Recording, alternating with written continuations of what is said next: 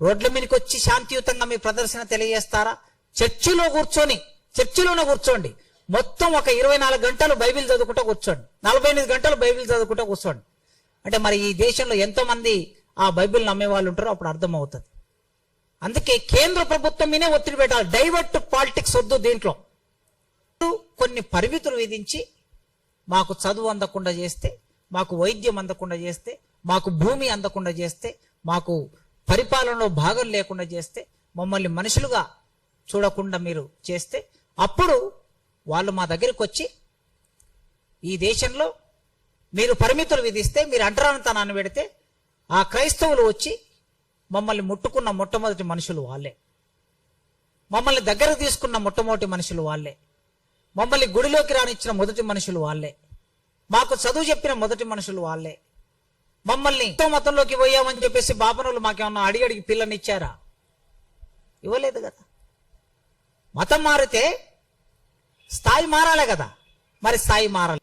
ఇవాల్టి ప్రెస్ మీట్లో ప్రధానంగా మేము మాట్లాడదలుచుకున్నది, సుప్రీంకోర్టు దళిత క్రిస్టియన్లకి ఎస్సీ హోదా వర్తించదు, వాళ్లకు రిజర్వేషన్ వర్తించదు అని తీర్పిచ్చింది.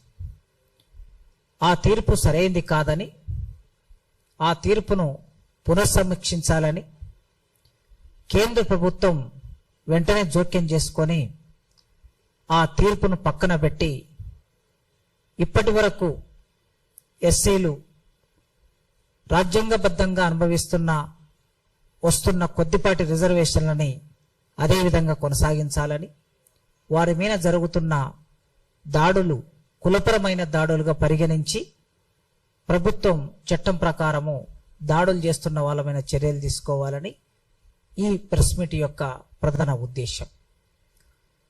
మిత్రులారా, మీ అందరికీ తెలుసు, భారత రాజ్యాంగంలో ఆర్టికల్ 25 ఉంది. ఆర్టికల్ 25 ఏం చెప్తుందంటే మతం గురించి చెప్తుంది, మత స్వేచ్ఛ గురించి చెప్తుంది. భారతదేశంలో పుట్టిన పౌరులు ఎవరైనా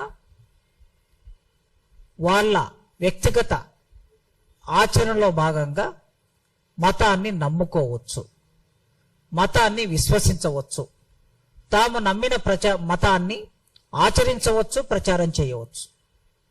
ఇతర మతాలకి ఇబ్బంది కలగనంత వరకు ఆర్టికల్ 25 ప్రకారం ఏ పౌరుడైనా ఏ మతాన్నైనా నమ్ముకోవచ్చు, ఆచరించవచ్చు, ఆ పూజా విధానాన్ని అమలు చేయొచ్చు, ఆ మత విశ్వాసాలని ఇతరులకు చెప్పవచ్చు. ఇది ఆర్టికల్ 25 చెప్తుంది. మత స్వేచ్ఛ అంటాం దీన్ని. ఇది ప్రాథమిక హక్కు. రాజ్యాంగంలో ప్రాథమిక హక్కులకి వ్యతిరేకంగా ఏ చట్టాలు ఏ తీర్పులు చెయ్యకూడదు అని ఒక ప్రిన్సిపల్ ఉంది. మత స్వేచ్ఛ అనే ప్రాథమిక హక్కుకు వ్యతిరేకంగా 1950లో ప్రెసిడెన్షియల్ ఆర్డర్ వచ్చింది. అదే ఆర్డర్ను ఇప్పుడు సుప్రీంకోర్టు రెఫరెన్స్గా తీసుకొని తీర్పిచ్చింది. కనుక ప్రాథమిక హక్కుకు ఇబ్బంది కలిగే తీర్పులు, చట్టాలు ఏవి చెల్లమేరవు అని భారత రాజ్యాంగం చెప్తుంది. ఒకవేళ రాజ్యాంగ మౌలిక సూత్రాన్ని మార్చాలనుకుంటే కూడా భారత పార్లమెంటుకు సాధ్యం కాదు. మౌలిక సూత్రం, ఆ మౌలిక సూత్రాల్లో ప్రాథమిక హక్కులు ప్రధానమైనవి. అందుకే సుప్రీంకోర్టు ఇచ్చిన తీర్పును భారత పార్లమెంటు దాన్ని రద్దు చేసి 1950 నాటి ప్రెసిడెన్షియల్ ఆర్డర్ను కూడా రద్దు చేసే ఒక ఆర్డర్ను, ఒక చట్టాన్ని కేంద్ర ప్రభుత్వం తీసుకురావాలని మోడీ గారికి మాదిగ మేధావుల ఫోరం తరపున విజ్ఞప్తి చేస్తున్నాం. అమిత్ షా గారికి విజ్ఞప్తి చేస్తున్నాం. ఈ దోబూజులాట వద్దు. రాజకీయపరమైన ఎత్తులు జిత్తులు ఎత్తుగడలు అవసరం లేదు.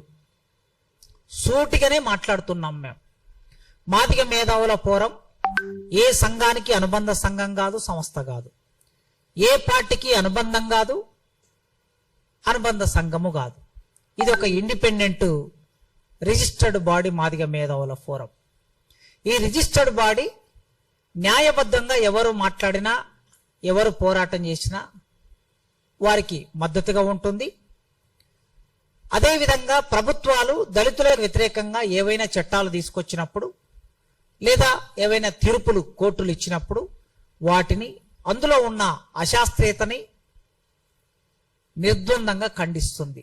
సుప్రీంకోర్టు తీర్పును మేము నిర్ద్వందంగా ఖండిస్తున్నాం. ఆ జడ్జీలకి తెలియంది కాదు, వాళ్ళందరికీ తెలుసు. సుప్రీంకోర్టులో ఉన్న జడ్జీలు లాయర్లు, వివిధ కోర్టులో ఉన్న జడ్జీలకి లాయర్లకి దేశంలో ఏం జరుగుతుందో అందరికీ తెలుసు. మతం మారినంత మాత్రాన భారతదేశంలో ఒక మనిషి సామాజిక అస్తిత్వం రద్దు కాదు. ఏ మతం మారినా సరే ఈ దేశంలో ఉన్న వారి సామాజిక అస్తిత్వం ఎట్టి పరిస్థితుల్లో రద్దు కాదు.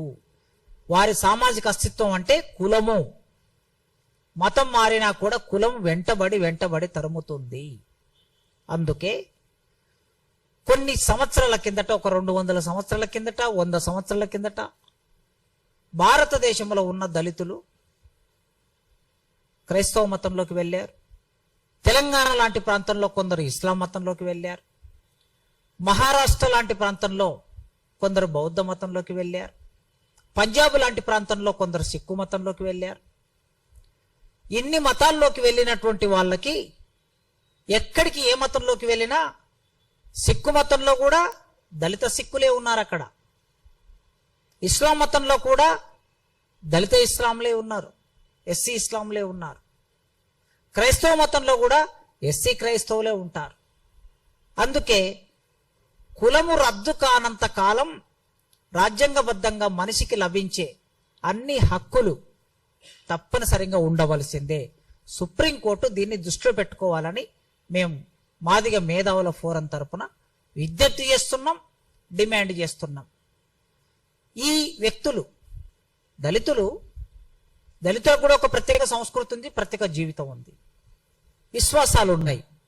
భారతదేశంలో దళితులు ప్రకృతిని నమ్ముకున్నారు దేవుడిగా. ఎల్లమ్మను, మల్లమ్మను, పుల్లమ్మను, పోలేరమ్మను, కట్టమైసమ్మను వీళ్ళు నమ్ముకున్నారు. వారి ఆహారపు అలవాట్లు వేరుగా ఉన్నాయి, వాళ్ళ నమ్మకాలు వేరుగా ఉన్నాయి. దళితులు భారతదేశంలో అసలు సిసలైనటువంటి, ఒక రకంగా చూస్తే అసలు సిసలైన హిందువులు దళితులు. కానీ ఏం చేశారు? అసలు సిసలైనటువంటి హిందువులని ఆది మామూలుగా మాకు మొదటి నుంచి పాత గెజిట్స్లలో, బ్రిటిష్ గవర్నమెంట్ ఆర్డర్స్లలో, నిజాం ఆర్డర్స్లలో ఉమ్మడి మద్రాస్ ప్రెసిడెంట్స్ ఉండేది, ప్రావిన్స్ ఉండేది. ఆ మద్రాస్ ప్రావిన్స్ లో కూడా దళితులను ఏమని ప్రస్తావించారు వాళ్ళ గెజిట్ లో, వాళ్ళ ఆర్డర్స్ లో అంటే ఆది మాదిగలు, ఆది ఆంధ్రులు అని అంటే ఆంధ్ర ప్రాంతం నుంచి మద్రాస్ రాష్ట్రంలో ఉన్న వాళ్ళు, ఆది జాంబవులు, ఆది అరుంధతీయులు అనే మాట ఉన్నది. ఆది అరుంధతీయులు, ఆది జాంబవులు అంటే ఆది అంటే ఏమిటి? మొదలు అని. ఈ దేశంలో మొదలు మేమే. జాంబవంతుడు జంబూ దీపం అని అంటారు. భారతదేశాన్ని జంబూ దీపం, తర్వాత భరతవర్షాన్ని తర్వాత వస్తుంది. ఫస్ట్ జంబూ ద్వీపేనా అని మొదలవుతుంది బ్రాహ్మణులు చదివే మంత్రం కూడా. జంబూ దీపం అంటే మొదటిది. ఈ దేశానికి ఉన్న మొదటి పేరు ఏమిటి? జంబూ దీపం. జంబూ దీపానికి నాయకుడు ఎవరు? జాంబవంతుడు. జాంబవంతుడు ఎవడు? మాదిగ. కనుక ఈ జాంబవంతుడి మూలవాసులమైనటువంటి మేము భారతదేశంలో మొదటి నుంచి ఉన్నటువంటి వాళ్ళం. తర్వాతి కాలంలో మీరు కొన్ని పరిమితులు విధించి మాకు చదువు అందకుండా చేస్తే, మాకు వైద్యం అందకుండా చేస్తే, మాకు భూమి అందకుండా చేస్తే, మాకు పరిపాలనలో భాగం లేకుండా చేస్తే, మమ్మల్ని మనుషులుగా చూడకుండా మీరు చేస్తే, అప్పుడు వాళ్ళు మా దగ్గరికి వచ్చి ఈ దేశంలో మీరు పరిమితులు విధిస్తే, మీరు అంటరానితనాన్ని పెడితే, ఆ క్రైస్తవులు వచ్చి మమ్మల్ని ముట్టుకున్న మొట్టమొదటి మనుషులు వాళ్ళే. మమ్మల్ని దగ్గర తీసుకున్న మొట్టమొదటి మనుషులు వాళ్ళే. మమ్మల్ని గుడిలోకి రానిచ్చిన మొదటి మనుషులు వాళ్ళే. మాకు చదువు చెప్పిన మొదటి మనుషులు వాళ్ళే. మమ్మల్ని మాకు ఒక కోట్టేసి సంస్కారవంతంగా ఈ ప్రపంచం ముందు నిలబెట్టింది వాళ్ళే. మరి ఆ మతంలోకి మేము వెళ్ళినప్పుడు, ఆ మతం చదువుని ఇచ్చినప్పుడు, చైతన్యం వచ్చినప్పుడు ఈ ప్రపంచాన్ని చూసే అవకాశం, ఇంగ్లీష్ నేర్చుకునే అవకాశం అప్పుడు క్రైస్తవ మతం కల్పించింది. మరి క్రైస్తవ మతం కల్పించినా కూడా మా ఇండ్లు ఏమన్నా మారినాయా? మీరు భారతదేశంలో ఏ రాష్ట్రంలోకైనా వెళ్ళి చూడండి. క్రైస్తవ మతంలోకి వెళ్ళినా కూడా మా ఇండ్లు మాదిగవాడల్లోనే ఉన్నాయి, మాలవాడలు వాళ్ళ వాడల్లోనే ఉన్నాయి.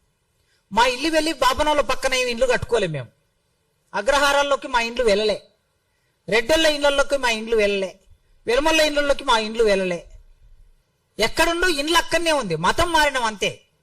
ఇల్లు అక్కడే ఉంది, అదే ఆహారం తింటున్నాం, అదే విశ్వాసాన్ని కలిగి ఉన్నాం, అదే శ్రమ చేస్తున్నాం, అదే కూలీనాలు చేసుకొని బతుకుతున్నాం, అదే పేదరికం ఉన్నది. మేము క్రైస్తవ మతంలోకి పోయామని చెప్పేసి బాపనోళ్ళు మాకేమన్నా అడిగి పిల్లని ఇచ్చారా? ఇవ్వలేదు కదా. మతం మారితే స్థాయి మారాలే కదా, మరి స్థాయి మారలే. కనుక పెళ్లి దగ్గరైనా, ఆహారపు అలవాట్ల దగ్గరైనా, విశ్వాసాల దగ్గరైనా మతం మారినంత మాత్రాన జీవితంలో మార్పు రాలేదు. గనక మేము అడుగుతున్నది, భారత రాజ్యాంగ ఆర్టికల్ ప్రకారం ఏ మతాన్నైనా విశ్వసించే హక్కు ఉంది. గనక ఈ దేశంలో ఏ మతాన్ని ఎవరైనా విశ్వసించవచ్చు. నేనున్నాను, నాకు ఏ మత విశ్వాసాల పట్ల నమ్మకం లేదు. మా అమ్మ నాయన ఎల్లమ్మను మొక్కుతారు, మా ఇంటి దేవుడు ఎల్లమ్మ. మరి ఎల్లమ్మ ఎవరు? మేమెవరం? ఎల్లమ్మ ఎవరు? పరశురాముడు తల్లి. పరశురాముడు ఎవరు? బ్రాహ్మణుడు. జమదగ్ని కొడుకు. జమదగ్ని ఎవరు? ఇట్లా మొదలు పెడితే చరిత్ర. కనుక ఏ మత విశ్వాసాలు లేకపోయినా నేను ప్రకృతిని నమ్ముతాను, మా అమ్మ నాన్నని నమ్ముతాను, అంతే నా విశ్వాసం. నేను క్రైస్తవుని కాదు, నేను ముస్లింను కాదు, నేను హిందువును కాదు భారతదేశంలో. అట్లా ఏ మతాన్ని విశ్వసించకుండా ఉండే హక్కు కూడా భారత రాజ్యాంగంలోనే ఉంది. హేతుబద్ధంగా జీవించే హక్కు కూడా భారత రాజ్యాంగంలో ఉంది. మన తెలంగాణలో వాళ్ళు జనాభా లెక్కలు ఇచ్చినప్పుడు మతం నమ్మనటువంటి వాళ్ళు దాదాపుగా ఏ మత విశ్వాసాలతో సంబంధం లేకుండా, నాకే మత విశ్వాసంతో సంబంధం లేదని ప్రకటించినటువంటి వాళ్ళు దాదాపు 4-5 లక్షల మంది ఉన్నారు ఒక్క తెలంగాణ రాష్ట్రంలోనే. కనుక మత విశ్వాసాలకు సంబంధించిన విషయం కాదు ఇది. నాకే మత విశ్వాసాలతో నమ్మకం లేదు, వేరే సంగతి. కానీ ఈ దేశంలో మతాన్ని విశ్వసించే వాళ్ళ పట్ల నాకు గౌరవం ఉంది. బ్రాహ్మణుల పట్ల గౌరవం ఉంది, బౌద్ధుల పట్ల గౌరవం ఉంది, ముస్లింల పట్ల గౌరవం ఉంది, క్రైస్తవుల పట్ల గౌరవం ఉంది. వాళ్ళు ఆ మత విశ్వాసాన్ని ప్రచారం చేసుకునే హక్కు భారత రాజ్యాంగం కల్పించింది. వాళ్ళ హక్కుకు ఎవరైనా భంగం కలిగిస్తే మాట్లాడే హక్కు నాకుంది. అందుకోసమే ఇవాళ ఈ ప్రెస్ మీట్కి వచ్చాం, ఈ ప్రెస్ మీట్ నిర్వహించాం. దయచేసి కేంద్ర ప్రభుత్వం వెంటనే జోక్యం చేసుకోవాలి. ఆనాడు సుప్రీంకోర్టు 2018లో SC/ST అట్రాసిటీ చట్టంలో సెక్షన్ 18 తీసేస్తే ఒక జడ్జిమెంట్ ఇచ్చింది. జడ్జిమెంట్ ఇస్తే దేశవ్యాప్తంగా ఒక పెద్ద పోరాటం వచ్చింది. లక్షలాది మంది ప్రజలు రోడ్ల మీదకి వచ్చారు, కాల్పులు జరిగినాయి, కొద్దిమంది చనిపోయారు. వెంటనే కేంద్ర ప్రభుత్వం మంత్రిమండలి సమావేశమైంది, మోడీ నాయకత్వంలో సమావేశమై మేము సుప్రీంకోర్టు తీర్పును అంగీకరించట్లేదు, సెక్షన్ 18 అట్రాసిటీ చట్టంలో సెక్షన్ 18 యథావిధిగా కొనసాగుతుంది అని క్యాబినెట్ ఒక ఉత్తర్వు జారీ చేసింది. మరి తీర్పు వచ్చి ఇన్ని రోజులైన తర్వాత ఎందుకు క్యాబినెట్ మాట్లాడట్లేదు? అందుకే భారతదేశంలో ఉన్న క్రైస్తవులందరూ మీరు దేని మీద ఒత్తిడి పెట్టాలంటే కేంద్ర ప్రభుత్వం మీద ఒత్తిడి పెట్టాలి, మోడీ గారి మీద ఒత్తిడి పెట్టాలి. మీరు ఒత్తిడి పెట్టడానికి మీరు ప్రశాంతంగా దేవుని బిడ్డలు గనక, దేవుని నమ్ముతారు గనక, వారు ఏమి చేయుచున్నారో వారికి ఎరుకలేదు అని మీరు అంటారు గనక, మీరు ఇప్పుడు ప్రశాంతంగానే శాంతియుతంగానే రోడ్ల మీదకి వచ్చి శాంతియుతంగా మీ ప్రదర్శన తెలియజేస్తారా? చర్చిలోనే కూర్చోండి. మొత్తం ఒక 24 గంటలు బైబిల్ చదువుకుంటూ కూర్చోండి, 48 గంటలు బైబిల్ చదువుకుంటూ కూర్చోండి. అంటే మరి ఈ దేశంలో ఎంతమంది ఆ బైబిల్ నమ్మే వాళ్ళు ఉంటారో అప్పుడు అర్థమవుతుంది. అందుకే కేంద్ర ప్రభుత్వం మీనే ఒత్తిడి పెట్టాలి. డైవర్ట్ పాలిటిక్స్ వద్దు, దీంట్లో డైవర్టింగ్ పాలిటిక్స్ వద్దు. నేరుగా కేంద్ర ప్రభుత్వం చేయవలసింది, కేంద్రమే జోక్యం చేసుకోవాలి. ఇందులో కేంద్రమే చట్టం చేయాలి, పార్లమెంటే చట్టం చేయాలనేది మాదిగ మేధావుల ఫోరం తరఫున మేము డిమాండ్ చేస్తున్నాం. Thank you.